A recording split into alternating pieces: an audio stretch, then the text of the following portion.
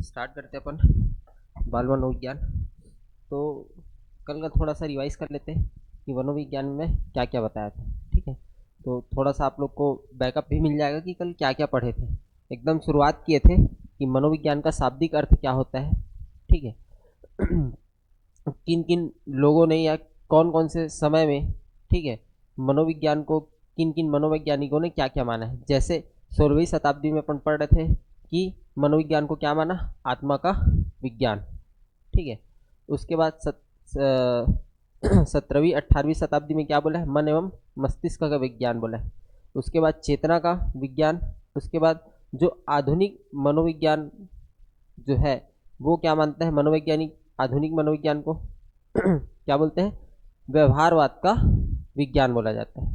ठीक है, तो कल ये सब पढ़े थे अपन, है ना। तो थोड़ा सा मैं रिवाइज करा देता हूँ आप लोगों को कि मनोविज्ञान होता क्या है ना।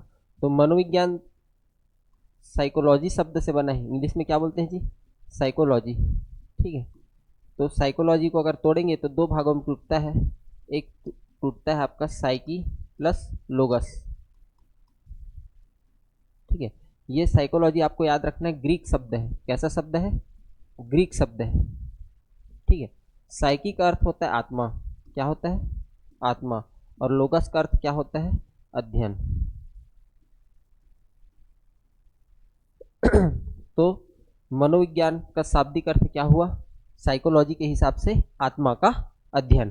ठीक है, लेकिन इसी साइकोलॉजी को अगर हिंदी में बोले तो हिंदी में क्या बोलते हैं, मनोविज्ञान। मनोविज्ञान मतलब मन का विज्ञान।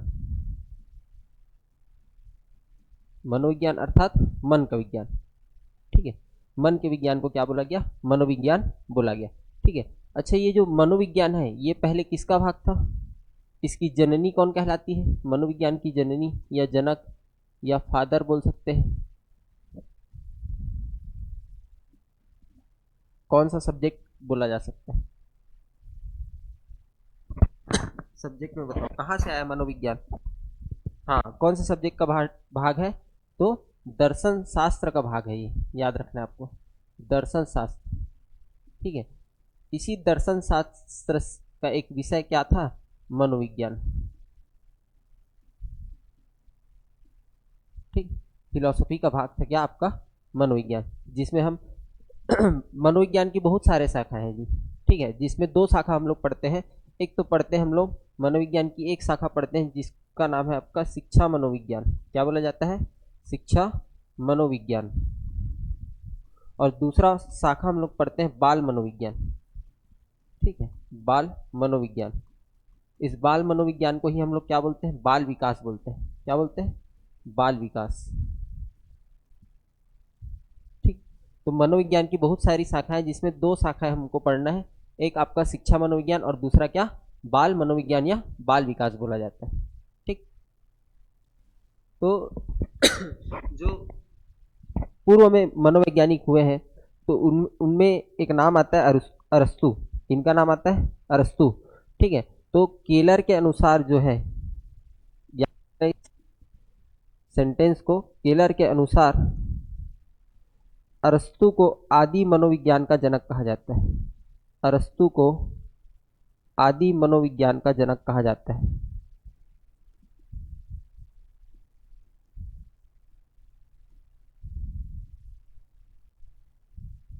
आदि मनोविज्ञान का जनक कौन है, अरस्तु है। ठीक है, क्योंकि हम लोग देखे थे मनोविज्ञान में अलग अलग समय, 16वीं शताब्दी में आत्मा का विज्ञान, समय आत्मा के विज्ञान, मनोविज्ञान को आत्मा का विज्ञान मानने वाले अरस्तु थे, प्लेटो थे, डेकार्टो थे। ठीक है, ये उस समय के थे। उसके बाद फिर आया क्या, मन एवं मस्तिष्क का विज्ञान। ठीक है, 17वीं 18वीं शताब्दी में मनोविज्ञान को मन एवं मस्तिष्क का विज्ञान कहने जाने लगा, जिसके प्रतिपादक थे आपके कौन, सिगमंड फ्रायड, है ना, नहीं सॉरी पोम्पोलॉजी। इनका कथन था पोम्पोलॉजी का। ठीक है, लॉजी का कथन था मन एवं मनोविज्ञान क्या है, मन एवं मस्तिष्क का विज्ञान। उसके बाद चेतना का विज्ञान आया था ना, इसके प्रतिपादक थे आपके कौन, विलियम जेम्स। ठीक है, बाल मनोविज्ञान को, सॉरी मनोविज्ञान को चेतना का विज्ञान कहा गया, है ना। तो इसी प्रकार से तो अरस्तु क्या है आपके, फिलोसोफर थे, ठीक है, दर्शन शास्त्री थे, है ना। इसीलिए इन्होंने क्या बोला, मनोविज्ञान को आत्मा का विज्ञान। और कब बोला था जी, 16वीं शताब्दी के आसपास, 16वीं शताब्दी के आसपास इन्होंने बोला था मनोविज्ञान को आत्मा का विज्ञान। इसीलिए आदि मनोविज्ञान का जनक इसे कहा जाता है, अरस्तु को। ठीक, इसके बाद विलियम जेम्स का नाम आता है, ठीक है। सॉरी, आपके इनका नाम आता है हाँ, विलियम जेम्स, ठीक है, अमेरिका के मनोवैज्ञानिक थे। ठीक, इन्होंने क्या किया था, विलियम जेम्स ने क्या किया था, याद रखना, इन्होंने दर्शन शास्त्र जो विषय था, ठीक है, दर्शन शास्त्र विषय से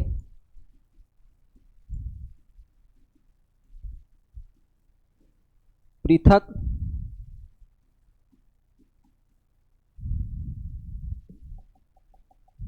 दर्शन शास्त्र विषय से मनोविज्ञान को अलग किया था,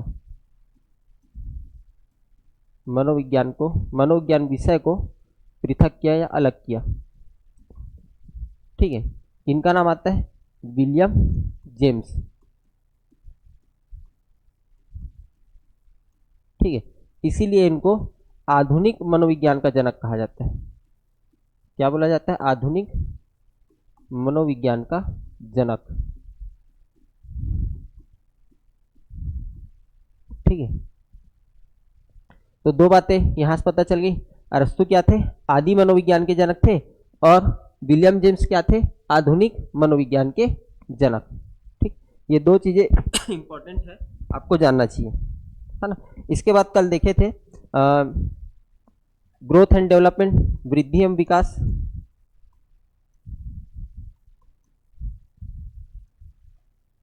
ठीक है जी। तो वृद्धि क्या होता है, वृद्धि में क्या क्या शामिल रहते हैं, बताओ, वृद्धि में क्या क्या चीजें शामिल होते हैं।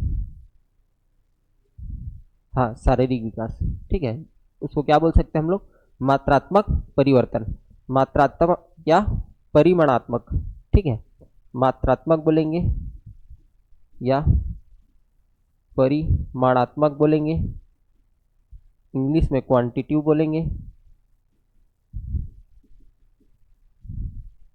ठीक है ना। जैसे आपके शारीरिक परिवर्तन इसमें शामिल होते हैं,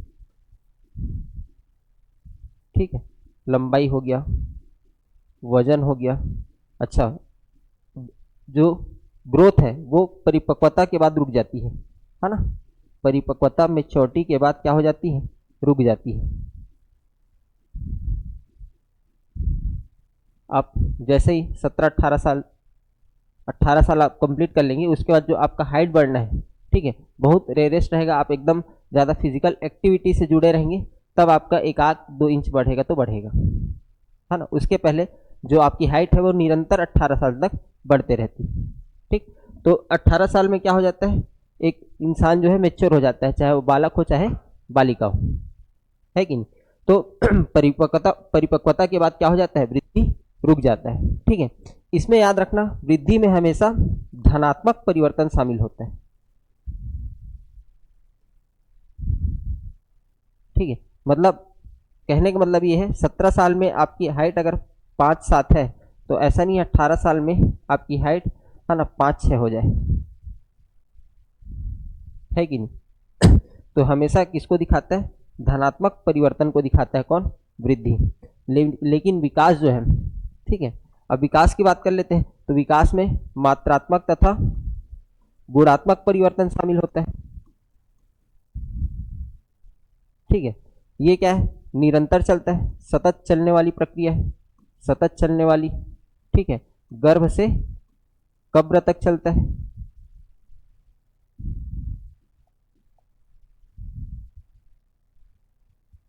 ना, गर्भ से कब्र तक चलता है। इसमें धनात्मक तथा ऋणात्मक परिवर्तन दोनों शामिल होते हैं विकास में। आप देखोगे कि बूढ़े व्यक्ति लोग को देखना, उनका बौद्धिक स्तर कम होते जाता है एक उम्र के बाद, तो ये किसको दिखा रहे हैं, ऋणात्मक परिवर्तन ही को दिखा रहे हैं, ठीक है। तो विकास में धनात्मक तथा ऋणात्मक दोनों प्रकार के परिवर्तन शामिल होते हैं, ये याद रखना है आपको। और क्या बताया था जी, वृद्धि एवं विकास में बताओ। सतत चलता है, निरंतर, एक इनका एक निश्चित क्रम होता है। क्या होता है? निश्चित क्रम होता है। विकास का एक निश्चित क्रम होगा, ठीक है। क्रम क्या होगा? निश्चित होगा, लेकिन जो गति है या दर है, विकास की जो दर है वो क्या होती है? दर भिन्न होती है, ये भी बताया था। निश्चित क्रम कैसे होगा कि हाँ, पहले घसीट घसीट के चलना प्रारंभ करेगा, उसके बाद खड़ा होना प्रारंभ करेगा, उसके बाद चलना प्रारंभ करेगा, ठीक है। तो विश्व के जितने भी बच्चे हैं वो इसी प्रकार से क्या होता है? उनमें विकास होता है। ऐसा नहीं कि कोई घसीटना प्रारंभ नहीं किया, सीधा खड़े होके चलना प्रारंभ कर दिए, ठीक है। तो ये क्या है? विकास का क्रम क्या होता है? निश्चित होता है, ठीक है। और कैसा होता है? सामान्य से विशिष्ट होता है। पढ़े? सामान्य से कैसा होगा? विशिष्ट होगा, ठीक। और लेकिन दर भिन्न भिन्न रहता है। दर कैसे भिन्न रहेगा? हो सकता है कि अगर कोई बच्चा जल्दी खड़ा होना प्रारंभ कर दे, हो सकता है कोई लेट से। आप देखोगे अपने ही घर में, आसपास में देखोगे, आपके घर में बच्चे होंगे तो कई बच्चे जल्दी खड़े होकर चलना प्रारंभ कर देते हैं और कई बच्चों को समय लगता है, ठीक है। तो दर क्या होती है? दो अलग अलग बालकों में, ठीक है, जो विकास की दर है वो क्या होती है? भिन्न भिन्न होती है, ठीक। तो ये था वृद्धि एवं विकास, है ना। विकास के सिद्धांत देखे थे। विकास के सिद्धांत में क्या क्या देखे थे जी अपन? निरंतरता का सिद्धांत देखे थे, है ना। और निरंतर सतत विकास का सिद्धांत देखे थे। विकास के भिन्न गति का सिद्धांत देखे थे। समान प्रतिमान का सिद्धांत देखे थे। समान प्रतिमान मतलब यही है, निश्चित क्रम। गति का सिद्धांत मतलब दर जो होता है वो क्या होता है? अलग अलग होता है, भिन्न भिन्न होता है, ठीक है। सामान्य से विशिष्ट क्रियाओं का सिद्धांत देखे थे। सामान्य से विशिष्ट क्रियाएं कैसे? कि कोई बालक है वो पहले पेन कैसे पकड़ेगा? कल बताया था कि इस तरीके से पकड़ेगा पहले पेन, पूरे अपने हथेली को उपयोग करेगा, कोई छोटा बालक है तो, ठीक है। हाँ ना, जैसे जैसे बड़ा होगा तो पेन कैसे पकड़ना स्टार्ट करेगा? इस तरीके से पकड़ना स्टार्ट करेगा, ठीक। तो क्या हो रहा है कि पहले वो बड़े मांसपेशियों का उपयोग कर रहे हैं, ठीक है। तो ये क्या है? सामान्य क्रिया है, ठीक है। उसके बाद पेन पकड़ करके ड्राइंग कर रहे हैं, ये क्या हो गया? उसकी विशिष्ट क्रिया हो गया। या क्रिकेट खेलते हैं तो बॉल स्विंग कराते हैं, ठीक है। तो स्विंग कराना क्या हो गया? आपकी विशिष्ट क्रिया होगी। तो हमेशा विकास कैसे होता है? सामान्य से विशिष्ट होता है, ठीक। इसके बाद विकास की दिशा का सिद्धांत पढ़े थे। तो विकास की दिशा के सिद्धांत में दो डायरेक्शन बताया था, सेफ्लोकॉर्डल और प्रॉक्सिमो डिस्टल। सेफ्लोकॉर्डल मतलब सिर से पैर की ओर। कहने का मतलब आपका पहले सिर डेवलप होगा, ठीक है, उसके बाद गर्दन, उसके बाद बाकी अदर बॉडी के नीचे पार्ट डेवलप होंगे, है ना। प्रॉक्सिमो डिस्टल मतलब केंद्र से बाहर की ओर। केंद्र से बाहर कहने का मतलब है कि आपके चेस्ट से आपके उंगलियों की ओर, ठीक है। मतलब पहले हाथ डेवलप होगा, उसके बाद फिर आपकी उंगलियां डेवलप होंगी, ठीक है। तो ये कहलाता है विकास की दिशा का सिद्धांत। इससे क्वेश्चन भी आया था।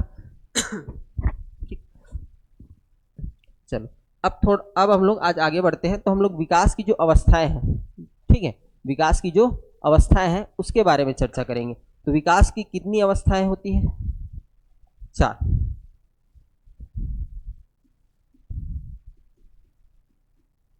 विकास की अवस्थाएं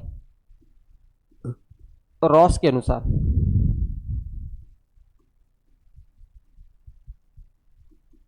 ठीक है। रॉस ने बताया था कि विकास की कितनी अवस्थाएं होती हैं? 4। इन्हीं 4 अवस्थाओं को पढ़ते हैं। सबसे पहले हम लोग पढ़ते हैं शैशवावस्था। क्या पढ़ते हैं जी? शैशवावस्था, ठीक है। दूसरा हम लोग पढ़ते हैं आपका बाल्यावस्था, ठीक है। तीसरा हम लोग पढ़ते हैं किशोरावस्था और चौथा पढ़ते हैं प्रौढ़ावस्था,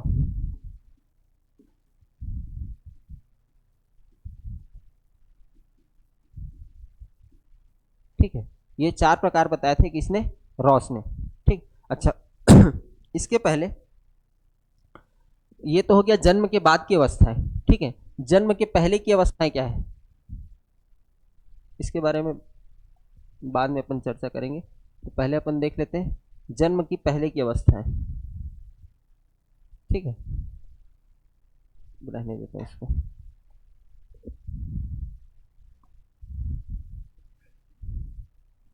जन्म पूर्व अवस्थाएं, ठीक। तो सबसे पहले तो ये जानो कि जो गर्भावस्था होता है ठीक है, वो कितने महीने तक का होता है? 9 माह। गर्भावस्था कितने का होता है? 9 माह। इसी को पूछता है दिनों में तो 280 दिन, और अगर सप्ताह में बोले तो 40। सप्ताह में कितना सप्ताह होगा जी? हाँ, 40 सप्ताह। ठीक है, 40 सप्ताह। ये 9 माह 10 दिन के लगभग होता है। ठीक है, अब कभी कभी प्री मेच्योर भी बेबी हो जाता है ना, 8वें महीने में, 7वें महीने में, तो उस पर नहीं जाना है। नॉर्मली कितने माह का होता है गर्भावस्था? 9 माह 10 दिन, 280 दिन या 40 सप्ताह। ठीक है, इसके बाद जो जन्म पूर्व की अवस्था है, तो सबसे पहले आपका क्या आता है? डिंबावस्था।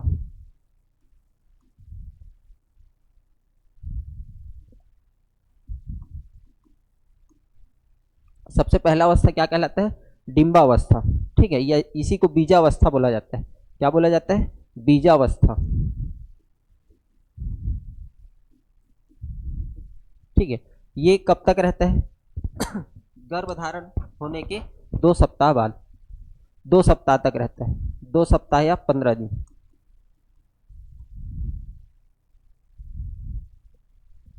ठीक है, इसको बोला जाता है क्या? डिंबावस्था या बीजावस्था।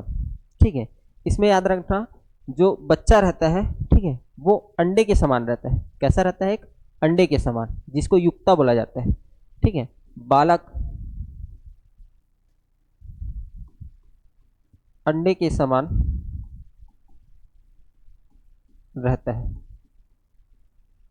ठीक है, इसी को युक्तावस्था बोला जाता है, युक्ता बोला जाता है। जो अंडा रहता है ना, उसको क्या बोला जाता है? युक्ता। ठीक है, तो ये क्या है? अंडे की अवस्था है। इसके बाद दूसरा अवस्था आता है आपका क्या? पिंडावस्था। क्या आता है जी? पिंडावस्था। 3 सप्ताह या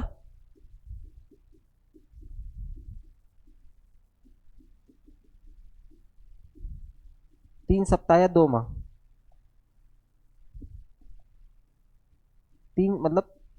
3 सप्ताह से 2 माह तक रहता है क्या? आपका पिंडावस्था। ठीक है, इसमें याद रखना, अंगों का निर्माण चालू हो जाता है। पिंडावस्था में क्या होता है? अंगों का निर्माण चालू हो जाता है। ठीक है, तो आपसे ये क्वेश्चन पूछा गया है, अंगों का निर्माण कौन सी अवस्था में प्रारंभ हो जाता है? तो कौन सी अवस्था से प्रारंभ होता है? पिंडावस्था से प्रारंभ होता है। तो अंगों का निर्माण प्रारंभ हो जाता है।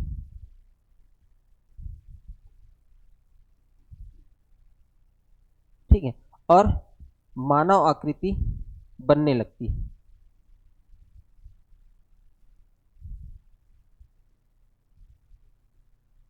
बनने लगती है। ठीक है, तो ये हो गया आपका पिंडावस्था। पिंडावस्था के बाद आता है क्या? अच्छा, और अगर पूछ ले कि कितने सप्ताह के बालक में अंगों का निर्माण प्रारंभ हो जाता है? ठीक है, तो याद रखना, 6 सप्ताह का जो बालक होता है ना, गर्भ धारण करने के 6 सप्ताह के बाद जो बालक रहेगा, ठीक है, उसके शरीर का निर्माण प्रारंभ हो अंगों का निर्माण प्रारंभ हो जाता है। क्या हो जाता है? 6 सप्ताह के बालक में अंगों का निर्माण प्रारंभ हो जाता है। ठीक, ये ध्यान देना है। तो ये भी एक नोट पॉइंट है, 6 सप्ताह के बालक में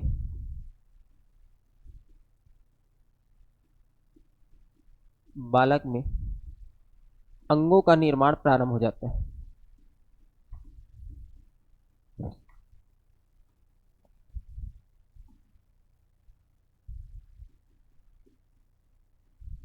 ठीक, इसके बाद आता है आपका कौन सा अवस्था? डिंबा हो गया, पिंडा हो गया, और उसके बाद लास्ट आता है भ्रूणावस्था। ठीक है, भ्रूणावस्था, ये कब से कब तक रहता है जी? 3 माह से आपके 9 माह तक। 3 माह से 9 माह। इसमें याद रखना, शरीर के अंगों का विकास होता है। शरीर के अंगों का विकास होता है। ठीक है, शरीर के अंगों का विकास किसमें प्रारंभ हो जाता है? आपके भ्रूण अवस्था में। ठीक है, अंगों का निर्माण प्रारंभ किसमें होता है? तो पिंडावस्था में। लेकिन इसमें क्या होगा? अंगों का विकास होगा। ठीक, क्लियर है? इसके बाद देखते हैं हम लोग, अब आते हैं विकास की 4 अवस्थाओं के बारे में। विकास की अवस्थाएं।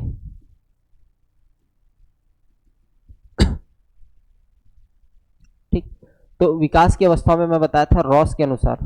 ठीक है, पहला होगा आपका शैशवावस्था, दूसरा होगा बाल्यावस्था, तीसरा होगा किशोरावस्था, और चौथा होगा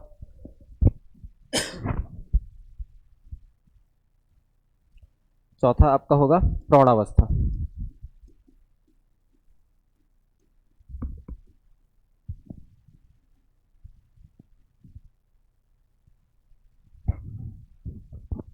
चलो शैशवावस्था देखते हैं। ठीक है, तो शैशवावस्था में याद रखना 0 से 3 साल, या आपको कहीं कहीं लिखा आएगा 0 से 2 साल। ठीक है, 0 से 2, 2 से 6, 6 से 12 और 12 से 18। ठीक है ना, कल नोट्स दिया उसमें 0 से 2 होगा। ठीक है, लेकिन अलग अलग मनोवैज्ञानिक का अलग अलग तर्क था, उनका अलग अलग अवस्थाओं को लेकर ठीक है मत दिए है ना। तो समझ में आ जाएगा ठीक है एग्जाम में, कि घबराने वाला बात नहीं है सर, उसमें 0 से 2 दिया है, कोई 0 से 3 मानते हैं, कोई 0 से 5 मानते हैं। ठीक है, तो अलग अलग मनोवैज्ञानिक ने अलग अलग तर्क दिए हैं। ठीक, बाल्यावस्था में 2 भागों में बांटते हैं हम लोग, पूर्व पूर्व बाल्यावस्था, पूर्व बाल्यावस्था, और एक क्या होता है आपका उत्तर बाल्यावस्था। पूर्व और उत्तर। ठीक है, किशोरावस्था, किशोरावस्था को नहीं बांटेंगे, प्रौढ़ावस्था को बांटेंगे। किसको बांटेंगे जी? प्रौढ़ावस्था को। तो अच्छा, बाल्यावस्था पहले ये देख लो कि 0 से 3 हो गया, 3 से 12, 3 से 12 ईयर किस में आएगा आपका? इसमें आएगा बाल्यावस्था में। 3 से 12 किस में आएगा? बाल्यावस्था में। 3 से 12। ठीक है, तो 3 से 6 साल है पूर्व बाल्यावस्था में, और उत्तर बाल्यावस्था में 6 से 12। ठीक, 3 से 6 किस में आएगा? पूर्व, और 6 से 12 किस में आएगा? उत्तर बाल्यावस्था में। किशोरावस्था 12 से 18, और प्रौढ़ा में 18+। अब इसको भी 3 भागों में बांटा जाता है प्रौढ़ावस्था को। कितने भागों में? 3 भागों में। ठीक है, युवा, परिपक्व और वृद्ध। युवा, परिपक्व और वृद्ध। ठीक है, 14 ईयर्स तक। ठीक है, कितने ईयर्स तक? 40 साल तक। ठीक, परिपक्व आप हो गए 65 साल तक।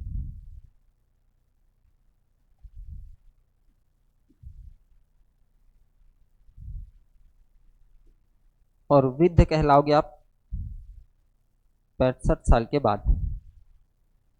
प्लस लिख देता हूं। ठीक है, तो आप कितने साल तक युवा रहते हो? 40 साल तक। ठीक है, अब मत बोलना 35 साल में बुढ़ा गया हूं करके, गाँव के लोग बोलते हैं ना, है ना।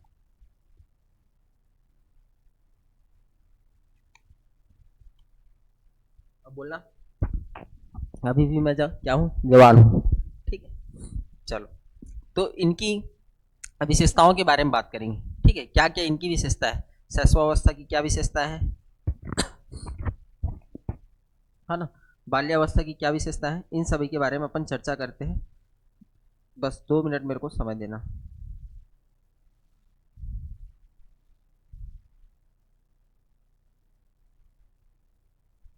चलो, तो शैशवावस्था की विशेषताएं क्या क्या होती है बता दो, क्या क्या पता है आपको शैशवावस्था की विशेषताएं?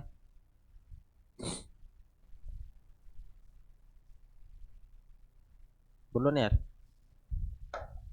बच्चे, बच्चों में क्या क्या विशेषताएं पाई जाती है, कैसा हरकत करते हैं बच्चे? हाँ,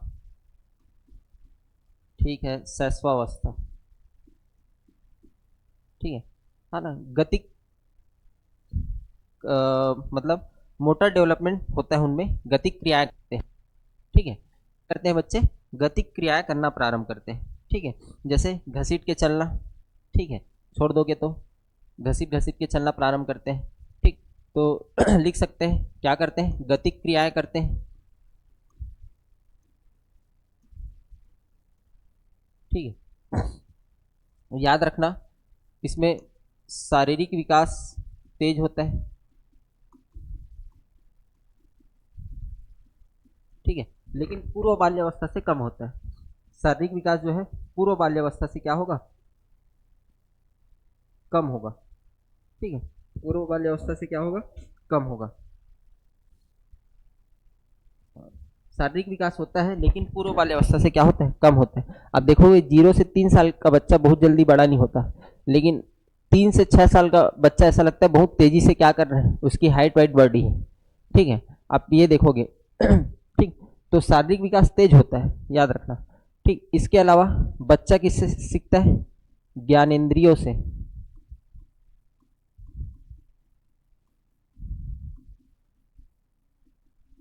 बच्चा ज्ञानेंद्रियों से सीखता है, सेंसेस के माध्यम से सीखता है। जैसे कोई चीज ऐसे उसको पता नहीं रहता कोई चीज गर्म है या ठंडा है ना, उसके सामने रखा है, जैसे आप चाय पी रहे हो तो जैसे बच्चा आता है तो हटाते हैं ना चाय का कप जले मत करके, तो उसको नहीं पता है वो गर्म या ठंडा है, तो वो अगर वो टच करेगा तो ऑटोमेटिक हाथ उठाएगा वहां से, क्यों, क्योंकि उसको गर्म महसूस हो गया। तो ये क्या है, उसका सेंसेस है कि उसको गर्म महसूस हो रहा है, उसको तकलीफ हो रहा है, तो वो क्या करेगा, हाथ को हटा लेगा, ठीक है। तो बच्चा किससे सीखेगा जी, सेंसेस से सीखेगा, ठीक है। इसके बाद ये याद रखना कि ये जो समय रहता है शैशवावस्था, ये खतरा भरा समय रहता है। कैसा रहता है, खतरा भरा समय। क्यों खतरा भरा समय बोला जाता है, सेंसिटिव पीरियड बोला जाता है, क्योंकि आप देखोगे शिशु मृत्यु दर इसी एज में ज़्यादा होता है। आप नहीं देखोगे 3 साल के बाद के बच्चे का एकदम रैंडमली केस आएगा, लेकिन शिशु मृत्यु दर जो होता है 0 से 2 वर्ष या 0 से 3 वर्ष के बच्चों में ज़्यादा देखा जाता है, जन्म के तुरंत बाद, साल भर के अंदर, ठीक है। इसीलिए बोला जाता है इसको क्या, सेंसिटिव पीरियड या खतरा भरा समय, ठीक है। तो ये क्या है, आपकी शैशवावस्था की विशेषता है। और कुछ विशेषता है शैशवावस्था की, बताइए। इसमें बच्चों का व्यवहार कैसा रहता है, व्यवहार मूल प्रवृत्तियों पर आधारित है।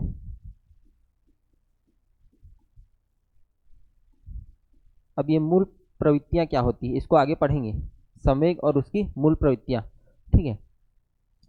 तो उस समय याद रखना कि जब बच्चा जब छोटा रहता है तो उसको भूख लगता है, क्या करता है, रोने लगता है ना, क्या करता है, रोने लगता है ना। अब आप बड़े हो गए हो, आप अपने इमोशंस पर क्या कर लिए हो, कंट्रोल करना सीख गए हो, तो आपको भूख लगेगा तो आप नहीं रोगे, लेकिन भूख लगता है तो एकदम मन व्याकुल होता है कि नहीं होता है, या मेरे खाना ही चाहिए। अब उस समय बच्चा बोल नहीं पाता है तो क्या करता है, रोता है। तो इसीलिए बोला गया है कि उस उनका व्यवहार जो है किस पर आधारित होता है, मूल प्रवृत्तियों पर। किस पर आधारित रहेगा, मूल प्रवृत्तियों पर, ठीक है। तो अपन देखते हैं भूख लगता है या जैसे दूसरों के पास जाता है जिसको पहचानता नहीं है, ठीक है, तो उसके लिए वो अननोन पर्सन, तो उसके पास जाने से फिर क्या करता है, बच्चा रोने लगता है, ठीक है। तो इस समय बच्चों का व्यवहार किस पर आधारित रहता है, उनके मूल प्रवृत्तियों पर। मूल प्रवृत्तियों में पढ़ेंगे हम लोग क्या क्या पढ़ेंगे, प्रारंभिक अवस्था में बच्चों पर जन्म से 3 प्रकार का मूल प्रवृत्तियां संवेग पाया जाता है, क्रोध, भय और प्रेम। ये जन्म से रहता है, जैसे ही बच्चा जन्म लेगा उसमें ये 3 प्रकार की मूल प्रवृत्तियां पाई जाएगी। कौन कौन सा, क्रोध, भय और प्रेम, ठीक है। और भी बहुत प्रकार के हैं, उसको पढ़ेंगे मूल प्रवृत्तियों और संवेग को, ठीक है। लेकिन अभी के लिए आपको याद रखना कि व्यवहार मूल प्रवृत्तियों पर आधारित होता है, और बच्चा जब जन्म लेता है तो ये जन्म से ही 3 प्रकार की मूल प्रवृत्तियां उसके साथ आती हैं, क्रोध, भय और प्रेम। डरता है, अननोन पर्सन को देखता है तो डरता है, ठीक है। एकदम छोटा बच्चा को तो क्रोध नहीं आएगा, लेकिन थोड़ा सा जब 5-6 महीने का हो जाएगा तो अच्छा उससे आप कोई चीज को देखते रहेगा, उसके पास से हटा देना चीज को, रोने लगता है तो वो क्या है, क्रोध की भावना है, ठीक है। बताता नहीं है कि उसको गुस्सा आ रहा है, क्योंकि हर मोमेंट में वो रोता ही है, चाहे उसको प्यार है, चाहे भूख लगे, चाहे क्रोध लगे, ठीक है, चाहे उसको डर लगे, ठीक है ना। तो ये जन्मजात मूल प्रवृत्तियां हैं, कौन सा, क्रोध, भय और प्रेम, ठीक। आगे बढ़ते हैं, तो ये हो गया आपका शैशवावस्था की विशेषताएं, ठीक है। बाल्यावस्था में देखते हैं अपन, तो बाल्यावस्था में सबसे पहले अपन देखते हैं पूर्व बाल्यावस्था। पूर्व बाल्यावस्था 3 से 6 साल। अब इसमें क्या क्या करता है, बच्चों की क्या क्या विशेषता है, इसमें तो आप लोग को भी याद होगा अपना बचपन, 5-6 साल, 3 साल नहीं लेकिन 5-6 साल का याद होगा कि आप क्या क्या हरकत किया करते थे, बताओ।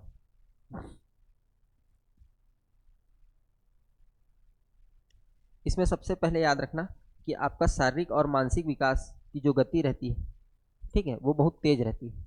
ठीक, तो शारीरिक तथा मानसिक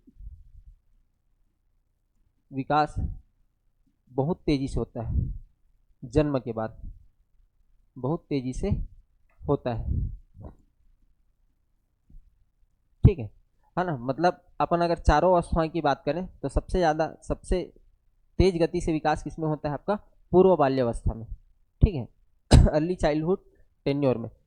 दूसरा आपको याद होगा तो ये आपका टॉय एज कहलाता है। क्या कहलाता है, टॉय एज, खिलौने की आयु।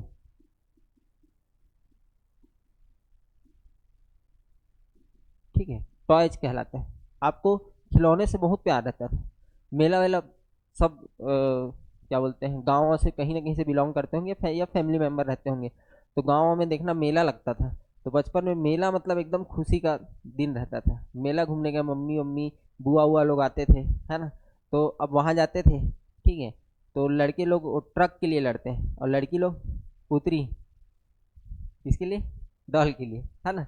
तो आता था तो उसी के लिए लड़ते ही नहीं, तो उस समय खिलौना क्या रहता था, बहुत पसंद रहता था, है ना। तो ये क्या कहलाता है, टॉय। अब अभी के बच्चों से तुलना मत करना, अभी के बच्चों को क्या चाहिए रहता है, फोन, है कि नहीं। तो अभी के बच्चों से तुलना मत करना, आप अपने बचपन को बताना। ठीक है। दूसरा चीज, ठीक है, प्ले एज बोला जाता है, टॉय एज बोला जाता है, खिलौनों से खेला जाता है, प्ले एज भी बोला जाता है इसको, प्ले एज। ठीक है, ये जो टॉय एज वाला कथन है ये दिया था एरिक एरिक्सन ने, एरिक्सन का कथन था। दूसरा आपको याद रखना है, इसमें भाषा का विकास बहुत तेज गति से होता है, भाषा का विकास बहुत तेज गति से होता है।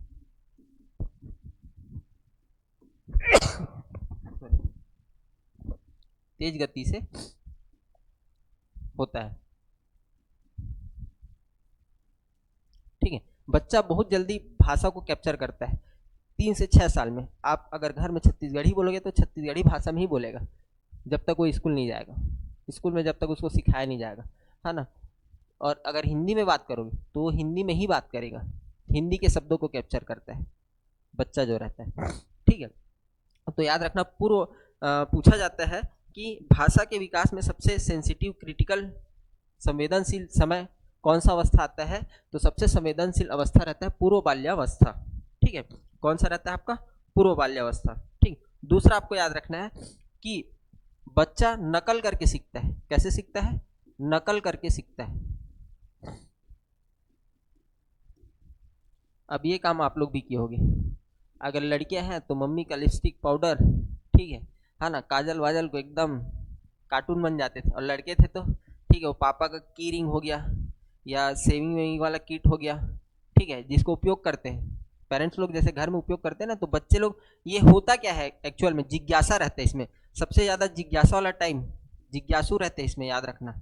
बच्चे जो रहते हैं जिज्ञासु प्रवृत्ति के रहते हैं, क्यूरियोसिटी बहुत ज़्यादा रहता है कि पापा दाढ़ी कैसे बनाते हैं, मम्मी ये क्या लगाती है, उनको नहीं पता लिपस्टिक लगा रही है, ठीक है, लेकिन क्या लगाती है और कैसे लगाती है, मैं भी लगा के देखता हूँ या मैं भी लगा के देखती हूँ। ठीक है, लड़के लोग भी कॉपी कर लेते हैं, बच्चा बच्चा होता है उस समय, है ना।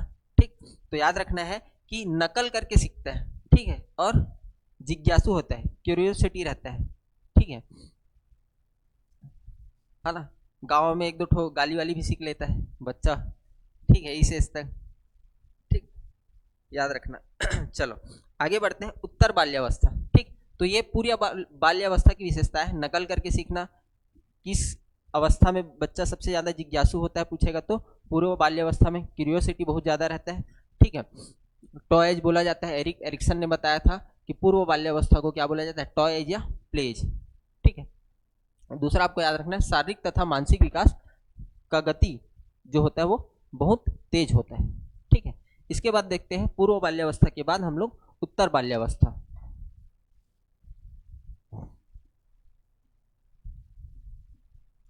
उत्तर बाल्यावस्था 6 से 12।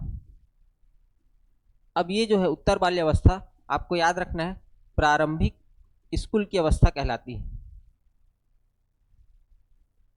प्रारंभिक स्कूल की अवस्था, ठीक है। 6 साल में ही, है ना। अब थोड़ा सा 5 साल में भेजना प्रारंभ कर देते हैं, ठीक है।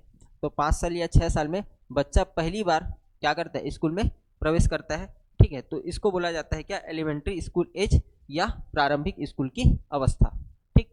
दूसरा, अब देखो स्कूल जाता है तो उसके दोस्त तैयार बनते हैं, मतलब इसी में क्या होगा कि आपका गैंग एज कहलाएगा। ये क्या कहलाएगा जी, गैंग एज, है ना। टोली में खेलते रहते हैं बच्चे, ठीक है। किस में खेलेंगे, टोली में खेलेंगे, तो ये क्या कहलाता है आपका, टोली अवस्था या गैंग एज कहलाता है, ठीक है। टोली अवस्था बोला जाता है इसको,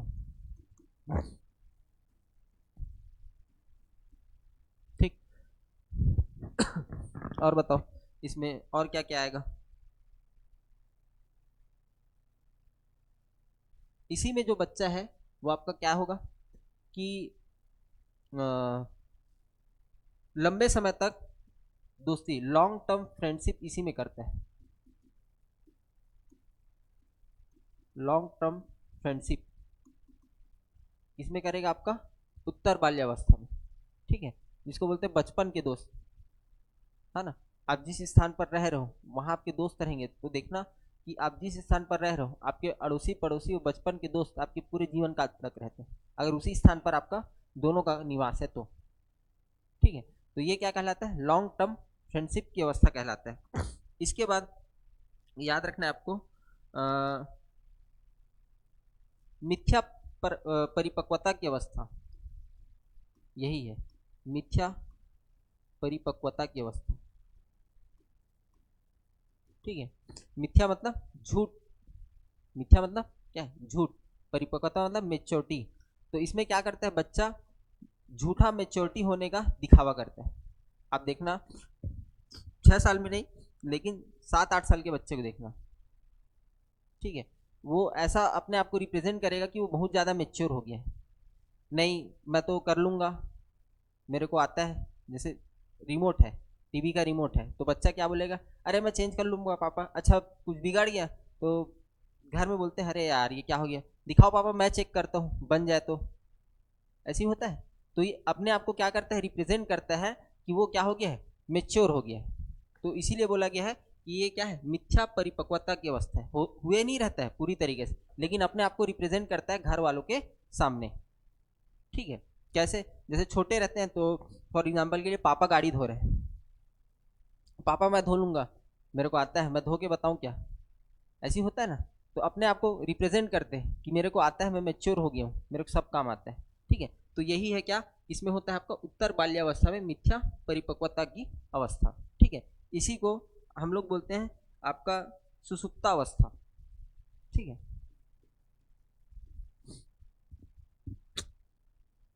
सुसुप्तावस्था, एक मिनट।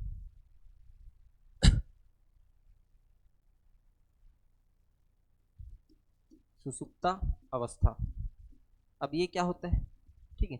ये एक ऐसी अवस्था है जिसमें बालकों का ध्यान, ठीक है, कहीं इधर उधर नहीं भटकता है, ठीक है। क्या करेगा, स्कूल जाएगा, स्कूल से आने के बाद होमवर्क करेगा, खेलेगा और चुपचाप सो जाएगा, दुनियादारी से कोई मतलब नहीं, ठीक है। अपने ही दुनिया में क्या रहता है, मस्त रहता है। सुसुप्ता मतलब सुस्त, आलसी, नींद की अवस्था बोला जाता है। सुसुप्ता क्या बोला जाएगा, नींद की अवस्था, ठीक है। कि दुनियादारी से कोई मतलब नहीं, अपना काम करेगा, अपने में ही मस्त रहेगा, ठीक है। इसीलिए क्या बोला गया है, इसको सुसुप्ता अवस्था बोला गया है, ठीक। तो तीन चार बातें हैं जो आपको याद रखना है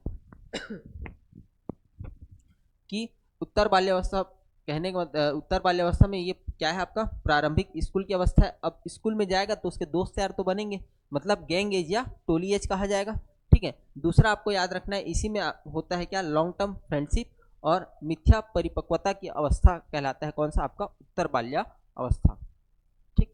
यहाँ तक क्लियर है क्या, बताओ, ठीक। इसके बाद क्या आता है जी, किशोरावस्था। अब ये सबको याद होगा, किशोरावस्था, है कि नहीं। किशोरावस्था कब से कब तक, 12 से 18। ठीक है। अब बताओ क्या क्या परिवर्तन आए थे किशोरावस्था में, आप अपने जिंदगी में बताओ क्या क्या परिवर्तन आया था। गुस्से वाले हो गए होगे, है ना, गुस्से वाले हो गए होगे, तो इसको बोला जाता है क्या, अ,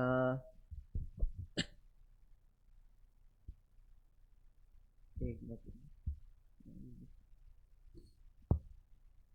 ईगोसेंट्रिज्म बोला जाता है, अहंकारी।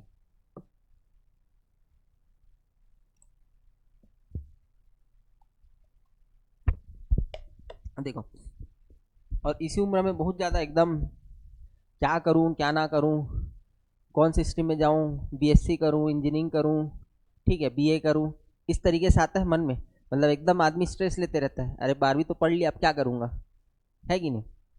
या 11वीं 10वीं में, एक सेकंड रुकना है, कुछ इमरजेंसी फोन आ रहा है।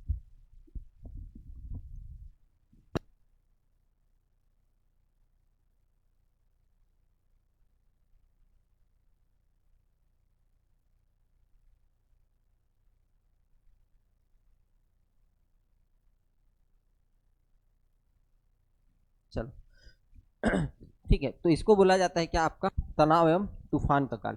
क्या बोला जाता है जी, तनाव एवं तूफान का काल। बहुत ज़्यादा हलचल मचे रहता है, ठीक है, आपकी ज़िंदगी में, है ना। तो ये क्या है आपका तनाव एवं तूफान का काल। ठीक है।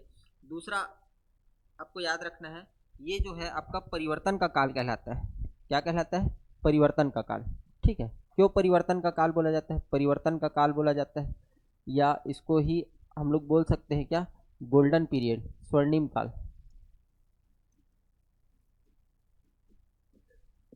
ठीक है। और इस उम्र में, ठीक है, आपको सब चीज़ अच्छा लगता है ना, जिसको हम लोग बोलते हैं वसंत ऋतु। ठीक है, मतलब हर मौसम एकदम सुहाना लगने लगता है। ठीक है, 11वीं बार, मतलब जिंदगी के असली मजे तो ऐसे लगता है 11वीं वाली क्लास में ही है कि नहीं। ठीक है, हर चीज में मजा आने लगता है, इसीलिए इसको वसंत ऋतु, परिवर्तन का काल क्यों बोला जाता है, कि देखो ये जो किशोरावस्था है, किशोरावस्था ना एक ब्रिज की तरह कार्य करता है। कैसे कार्य करता है, ब्रिज की तरह। इसके पहले आप किस में थे, बाल्यावस्था में थे, मतलब आप बच्चे थे। ठीक है। अब इसके बाद आप क्या हो जाओगे, किशोरावस्था के बाद मेच्योर हो जाओगे, मतलब प्रौढ़ावस्था में प्रवेश कर जाओगे। ठीक है। तो दोनों के बीच पुल का काम करता है, और यही आपका क्या रहता है, ट्रांजिशन पीरियड रहता है। ठीक है। आप इस तरीके से समझ सकते हो, आप जो भी स्ट्रीम चूज करोगे वो आपके पूरे भविष्य, एक प्रकार से, है ना, आप किस फील्ड में जाओगे तो आपके करियर गाइडेंस का भी काम करता है। ठीक है। आप बीएससी ले रहे हो तो आपको किस फील्ड में जाना है, तो आप जान रहे हो कि बीएससी के बाद ये कर सकते हैं, थोड़ा बहुत तो आइडिया रहता है, इंजीनियरिंग के बाद ये कर सकते हैं। ठीक है। तो ये क्या रहता है, आपका एक ट्रांजिशन पीरियड के रूप में भी कार्य करता है, कौन सा, किशोरा अवस्था। ठीक है। दूसरा आपको याद रखना है, लीडरशिप स्किल। ठीक है, लीडरशिप स्किल। लीडरशिप स्किल कहने का मतलब, आपको हर साल ऐसा लगता होगा कि क्लास में क्या रहता, मॉनिटर रहता। ठीक है। या स्कूल का हेड बॉय या हेड गर्ल रहता। ठीक, ऐसा आया होगा दिमाग में स्कूल में कि काश मैं मॉनिटर रहता, तो फिर इन लोग को बताता, है ना, नाम लिख देते हैं, हल्ला नहीं करता हूँ तब भी, है ना। तो आता है कि नहीं। ठीक है। या 11वीं 12वीं में आप लोग देखना कि फेयरवेल या फ्रेशर वाला जो विदाई वगैरह कार्यक्रम रहता था, तो आपको ऐसा लगता था कि मैं लीडर बनूं मेरे ग्रुप का। ठीक है, कि लड़के हैं तो लड़कों का मैं लीडर रहूं, है ना, लड़कियां हैं तो लड़कियां सोचती होंगी कि मैं लीडर रहूं, है ना, तो मैं सबको मैनेज करूंगा, इस तरीके से आता है दिमाग में। फिक्स है। इसीलिए लीडरशिप स्किल की शुरुआत कहाँ से मानी जाती है, आपकी किशोरावस्था से। ठीक है। और देखते हैं और क्या इसमें, है ना, बच्चा ईगो सेंट्रिज्म हो जाता है, मतलब अहंकारी हो जाता है। मैं बताया ना कि नहीं, मैं जो कर रहा हूँ वही सही है ना। बच्चा कैसे हो जाता है, अहंकारी। ठीक है, अहंकारी हो जाता है। ठीक है। तो मम्मी पापा से इसमें बहस भी होता है 11वीं 12वीं में। ठीक है, मेरे को आप लोग स्कूटी नहीं देते, बच्चा ही समझते हो। ठीक है, इस टाइप का होता है कि नहीं, है ना, फ़ोन नहीं दे रहे हो, स्कूटी नहीं दे रहे हो, घूमने जाना है। ठीक है, घूमने जाता हूँ तो मना करते हो। ठीक है। तो उसको ऐसा लगता है कि मैं जो काम कर रहा हूँ वो सही है। ठीक है। इसीलिए क्या बोला गया है, इसको अहंकारी अवस्था भी बोला गया है। ठीक। और देख लेते हैं, और आपका बचता है लैक्स ऑफ इमोशनल स्टेबिलिटी। अब इसमें क्या होता है ना, मतलब बहुत ज़्यादा स्टेबिलिटी नहीं होता आपके इमोशंस में। कैसे? फॉर एग्जांपल के लिए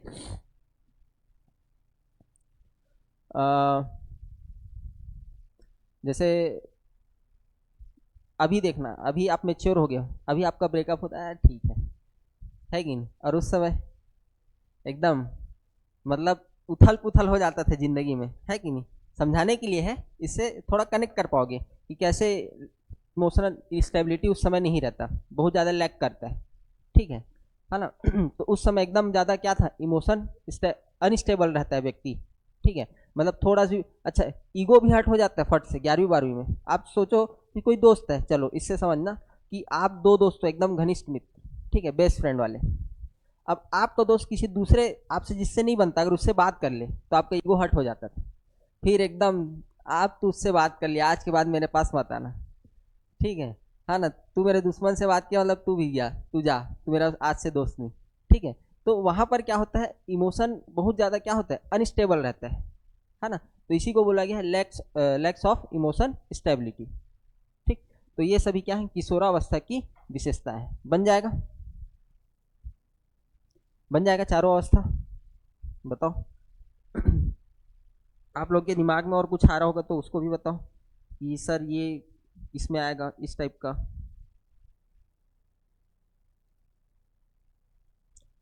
एक दो ठो मैं क्वेश्चन भी लेके आया हूँ यार, थोड़ा सा आप लोग को बताने के लिए किस टाइप से पूछा जाता है। ठीक है, तो थोड़ा सा क्वेश्चन देखें किस टाइप से पूछा जाता है। तो ये शिक्षक भर्ती में आया हुआ, ठीक है? जैसे पूछा था, सूक्ष्म क्रियात्मक कौशल नहीं है, कौशल नहीं है, ठीक है? तो इसमें वस्तु को पकड़ना,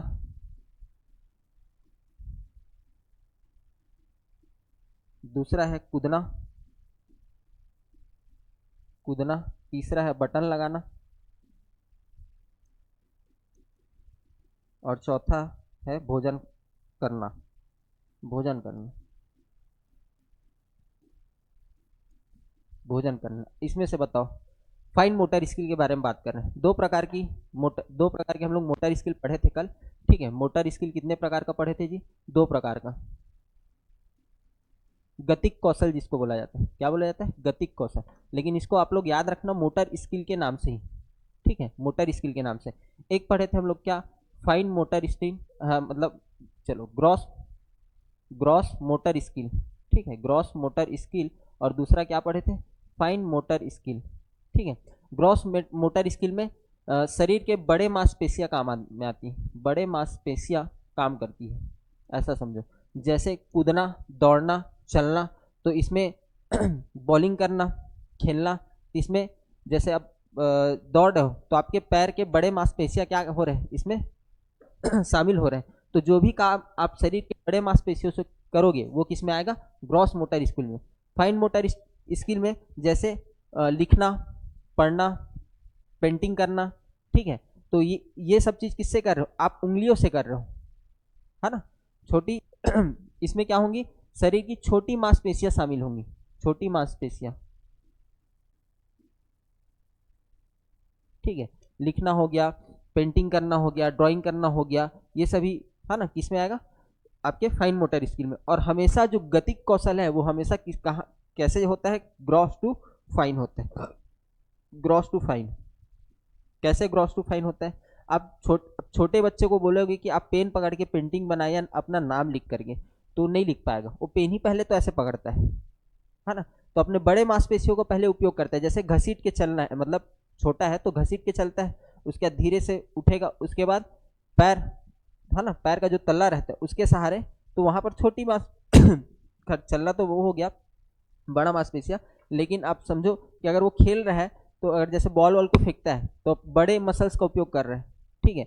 लेकिन अगर वो फिर बॉलिंग करने लग गया बड़ा होकर के, है ना, मतलब स्विंग करा रहा है तो अपने छोटी उंगलियों से करा रहा है, तो ये किस में आएगा? फाइन मोटर स्कूल में।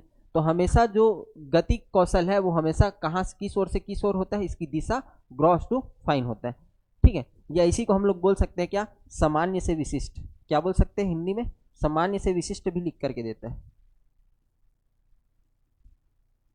ठीक, तो अब बताओ कि सूक्ष्म क्रियात्मक, सूक्ष्म मतलब ये होगा आपका ग्रॉस को क्या लिखे थे जी हिंदी में, स्थूल गतिक, स्थूल गतिक क्रिया। ठीक है, और ये क्या है, सूक्ष्म गतिक क्रिया या सूक्ष्म गतिक कौशल, फाइन मोटर। तो इस चारों ऑप्शन में बताओ कौन सा आपका शामिल नहीं होगा। कूदना, ठीक है, क्या शामिल नहीं होगा, कूदना।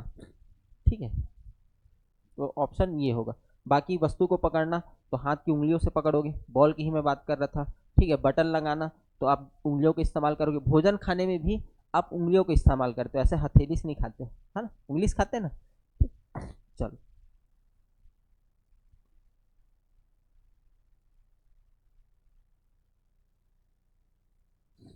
किस अवस्था में शारीरिक, मानसिक, संवेदनात्मक परिवर्तन शीघ्र होते हैं।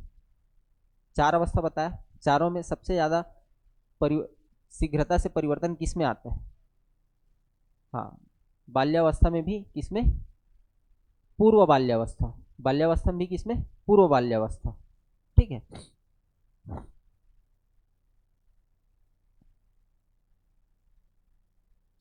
हाँ, एक बार विकास की दिशा को पूछा है। ठीक है, सेफ्लोकॉर्डल और प्रॉक्सिमोडिस्टल दोनों होता है। बालोलो सॉरी बालकों में शारीरिक तथा गत्यात्मक विकास की दिशा। ठीक है, जिसमें बताया कि दो विकास की दो प्रकार की दिशाएं होती है। एक होता है क्या, सेफ्लोकॉर्डल, सिर से पैर की ओर। ठीक है, और दूसरा क्या होता है, प्रॉक्सिमो डिस्टल। ठीक है, केंद्र से बाहर की ओर।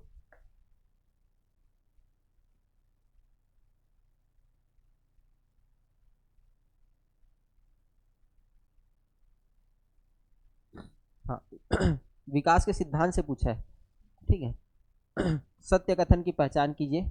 तो पहला है, विकास की सभी प्रक्रियाओं के बीच संबंध नहीं होता है। विकास की सभी प्रक्रियाओं के बीच संबंध नहीं होता है।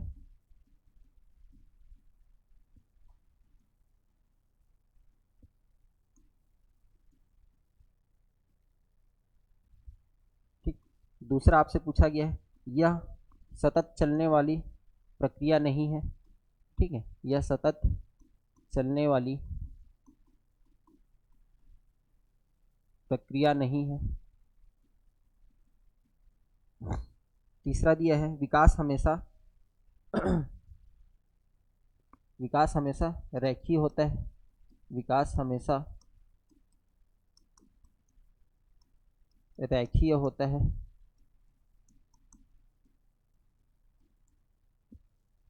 यह सभी के लिए समान गति से नहीं होता है।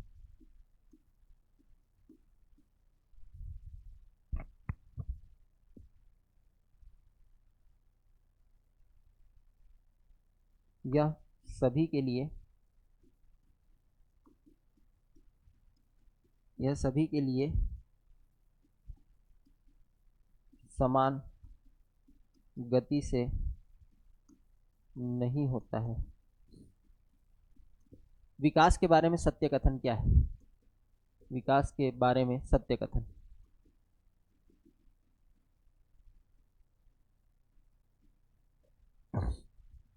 विकास के चार आयाम मैं बताया था, कौन कौन सा आपके बताओ। फोर डोमेन, शारीरिक, ठीक है, मानसिक, है ना, और सामाजिक और सांवेगिक।